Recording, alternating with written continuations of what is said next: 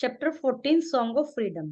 This is the poem of gaining freedom. It tells that all bad dogs have gone. Now all are equal and none is down against each other. ये poem आजादी प्राप्त करने के विषय में है। इसमें बताया गया है कि बुरे लोग चले गए हैं, मतलब बैड डॉग्स कहा गया उनको, अब सब बराबर हैं, किसी को भी किसी के सामने झुकने की जरूरत नहीं। This is the hour of song and dance for blissful freedom is our at last.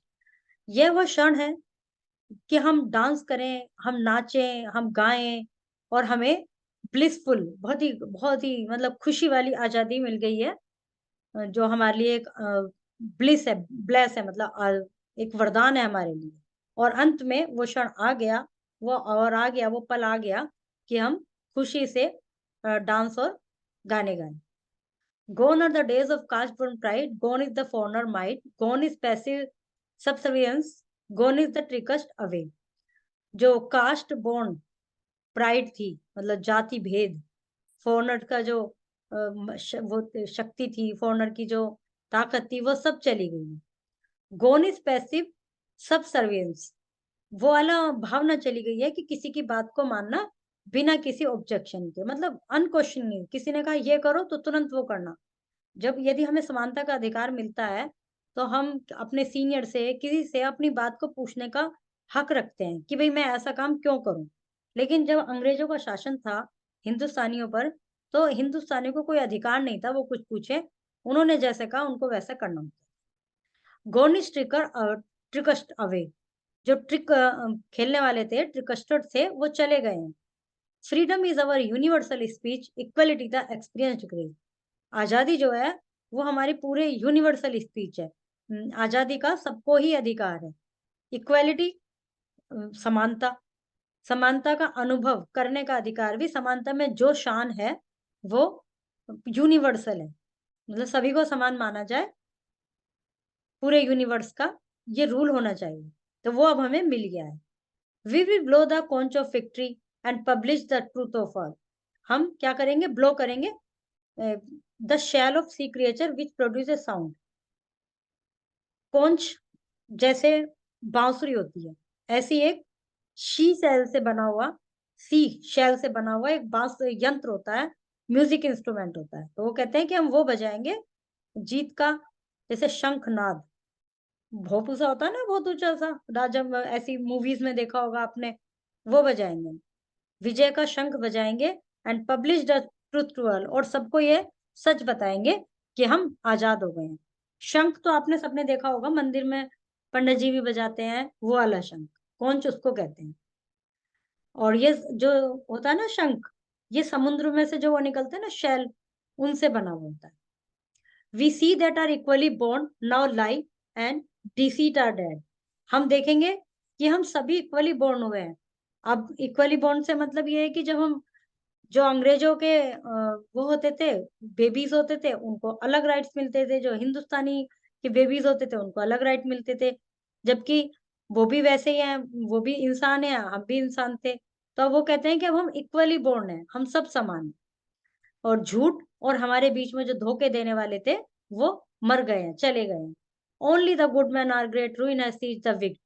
केवल अच्छे अच्छे आदमी ही हमारे पास रह गए हैं, और जो दुष्टता थी वो खत्म हो गई है, रुइन हो गई है। Honour to the ploughman and the worker, shame the glutton and the rake. जो हमारे खेत जोतने वाले हैं, प्लोमैन, जो खेत जोतने वाले हैं, उनको भी उतना ही सम्मान मिलेगा। Glutton a person who eats too much, shame to glutton and rake. उनको तो सम्मान मिलेगा जो मेहनत करने वाले हैं, जो खेत जोतने वाले हैं, लेकिन एक पर्सन जो बहुत ज्यादा खाता है, garden tool with a long handle raw of metal teeth, और उसको एक गार्डन टूल, बाग में जिससे काम होता है ना, जिसमें मतलब खोदने वाला, जैसे आप कह सकते हैं फावड़ा type. Shame to the glutton and the rake. उनके लिए उनको तो सम्मान मिलेगा, वर्कर्स को और प्लोमैन को, लेकिन जो हम पर शासन कर रहे थे उनके लिए एक तरह से उन पर प्रहार होगा। प्रहार क्या मतलब? शर्मनाक बात होगी उनके लिए। We will not water the wasteland, not sweat for idles wheel. हम वेस्टलैंड को अब और ज्यादा वाटर नहीं करेंगे, wasteland swollen mark left on flesh by a blow or pressure. Not sweat for the idler's whale. किसी के दबाव में आकर, स्वेट माने पसीना बहाना, पसीना नहीं बहाएंगे किसी के दबाव में आकर।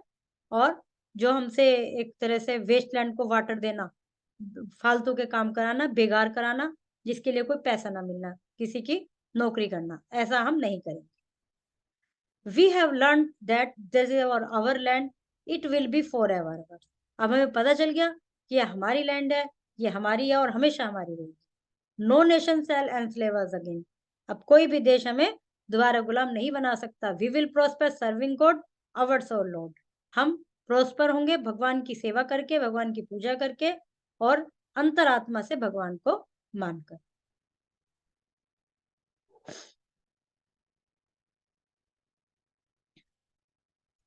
Opposite word, rhyming word poem में से निकालने हैं।